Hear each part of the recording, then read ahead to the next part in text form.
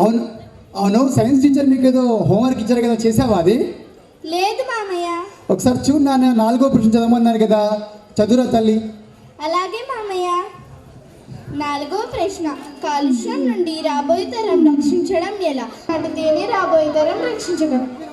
అమ్మయ్య, ఆన్సర్ వచ్చేసిందిగా. అవును, ఆన్సర్లో మొక్కలు నాటాలని ఉంది కదా, మరి నేను నాటాలిగా. ముందుగా పని నాతోనే మొదలు పెట్టాలి.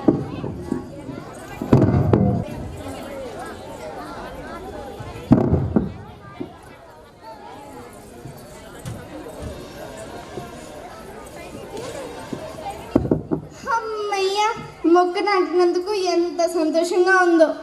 అవును, నాకే ఇంత సంతోషంగా ఉంది, మరి మొక్కకి ఇంకెంత సంతోషంగా ఉందో తెలుసుకుందాం. మొక్క, ఓ మొక్క, నిన్నే. మాట్లాడవేంటి? మాట్లాడదేంటి?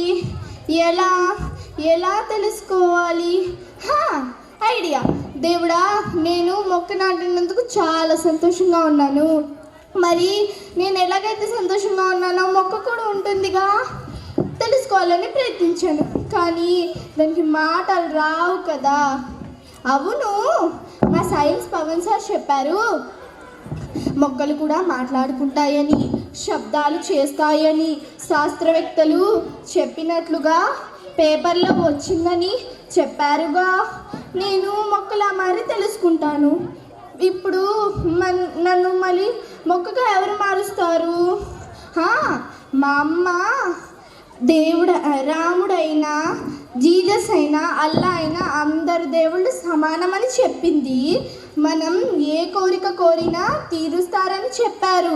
ప్లీజ్ ప్లీజ్ ప్లీజ్ ప్లీజ్ దేవుడా, 1 ఛాన్స్, నన్ను మొక్కలా మార్చవా? కావాలంటే నీకు ఏమి ఇవ్వాలి? డైరీ మిల్క్ చాక్లెట్ వద్దొద్దు. ఐస్ క్రీమ్ వద్దొద్దు. నీకు ఇష్టమైన హ్యాపీ బిస్కెట్ ఇస్తా. ప్లీజ్ దేవుడా, 1 ఛాన్స్. ఇంత వెలుగు, నన్ను మొక్కలా మార్చినందుకు థ్యాంక్ యూ సో మచ్ దేవుడా. కాపాడండి, కాపాడండి, నన్ను రక్షించండి, నన్ను కాపాడండి, నన్ను రక్షించండి, నన్ను కాపాడండి, నన్ను కాపాడండి. నరకొద్దురా. అయ్యో, భూమి చల్లారిన తర్వాత మొదలైన జీవంలో చెట్టునైన కుటుంబం ఖండాలుగా వ్యాప్తి చెంది మనుషుల అవసరాలను తీరుస్తున్నందుకు నన్ను దేవుడు అన్నారు, పూజించారు. నా సొంత లాభం లేకుండా మనుషుల అవసరాలను తీరుస్తున్నందుకు ఆ మనుషులే హత్య చేస్తున్నారు. భారతదేశం పుణ్యభూమి. ఇక్కడ ప్రకృతిని దేవుళ్ళ కొలిచే సంస్కృతి ఉంది. కానీ నా అడవి బిడ్డలు నన్ను తల్లి వల్లే కాపాడుకునే బంధం. 16వ శతాబ్దంలో ఆంగ్లేయులు ఈ దేశంలో అడుగుపెట్టడం వలన వారు నన్ను చిత్రహింసలకు గురి చేశారు. అయ్యో, వారు నన్ను చిత్రహింసలకు గురి చేశారు. ఓ నా బిడ్డలారు, అయ్యో అయ్యో నా మిత్రులారు, ఒరే తెల్లవాడు, నరకొద్దురా, వదిలేరా, దండం పెడతాను నీకు, వదిలేరా. అదిగో అదిగో నా భారత బిడ్డలు తిరగబడ్డారు. ఇదిగో ఇటు చూడండి, స్వాతంత్రం సాధించుకున్నారు. ఇక నా బిడ్డలు బానిసరికారు, స్వాతంత్రం సాధించుకున్నారు. అమ్మయ్య, ఇప్పుడు శాంతంగా ఉన్నారు. ప్రజలందరూ సంతోషంగా సంబరాలు జరుపుకుంటున్నారు. నాడైన బిడ్డలు నాకైన గాయాలను, నా కుటుంబాన్ని లోటు లేకుండా చూసుకుంటున్న తరుణంలో ఉత్తరాఖండ్లోని గర్వాల్ హిమాలయాలు మళ్ళీ ముప్పు. ఈసారి పరాయివాడు కాదు, ఇంటివాడే. కర్మగార పేరుతో నా అడవి కుటుంబాన్ని చెల్లా చెదురు చేస్తున్నారు. చిప్కో అని చెట్టును వాటేసుకున్న నా ఆడబిడ్డలను లెక్క చేయడం లేదు. అయ్యా సుందర్లాల్ బహుగుణ, మీకు ఆశీస్సులు. సరే, అభివృద్ధి అంటున్నారు కదా, ఓర్చుకున్నాను. కానీ ఎంతవరకు? ప్రకృతి నన్ను సృష్టించేది మీ కొరకు. కొమ్మనెక్కిన పిల్లలకు ఆటనెక్కింది, కొలిసి మొక్కిన వాడికి అమ్మనైతిని, ఆకలి కడుపులకు అన్నమైతిని, అలసిన బిడ్డలకు నీడనైతిని, విషమును మింగి ప్రాణవాయువునిచ్చితిని. నాపై పద్యాలు రాసుకున్నారు, పాటలు పాడుకున్నారు, చెట్టు నీతి కథలు చెప్పుకున్నారు, నన్ను చూపించి ఆదర్శమన్నారు. కానీ రాసే మాటలు చేసే పనులు పొందనేది. ఓ మనుషులారా, నా మనుగడకు ముబ్బు తలపెట్టడం అంటే ఏంటో తెలుసా? మీ మనుగడ అంతరించడానికి గోతి తవ్వుకున్నట్లే కబడ్డా. అవును, నేను లేకపోతే మీరెక్కడ? స్వచ్ఛమైన గాలి ఉందా? తాగేందుకు నీరు ఉందా? నీడ ఉందా, పండు ఉందా, ప్రాణవాయు ఉందా, చివరికి మీ గుమ్మాలకు శుభం పలికే పచ్చదనం ఉందా? నా ధర్మం మిమ్మల్ని కాపాడుతాం. నీరు పోసి నన్ను రక్షిస్తారో, మీ అవసరాల కోసం నన్ను నాశనం చేసి మీరే నామరూపాలు లేకుండా పోతారో మీ ఇష్టం.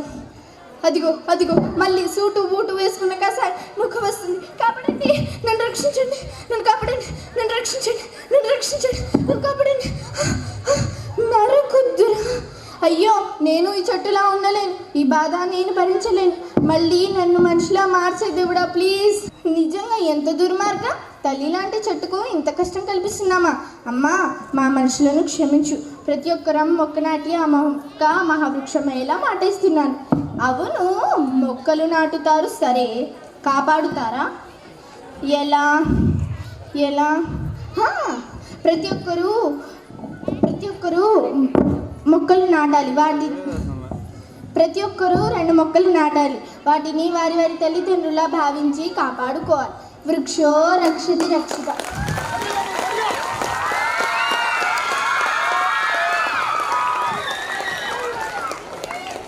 హలో, ఆయన సార్ చెప్తున్నా, సార్కి షేక్ అండి అమ్మ, నీకు ఒక ఫోటో దిగండి సార్.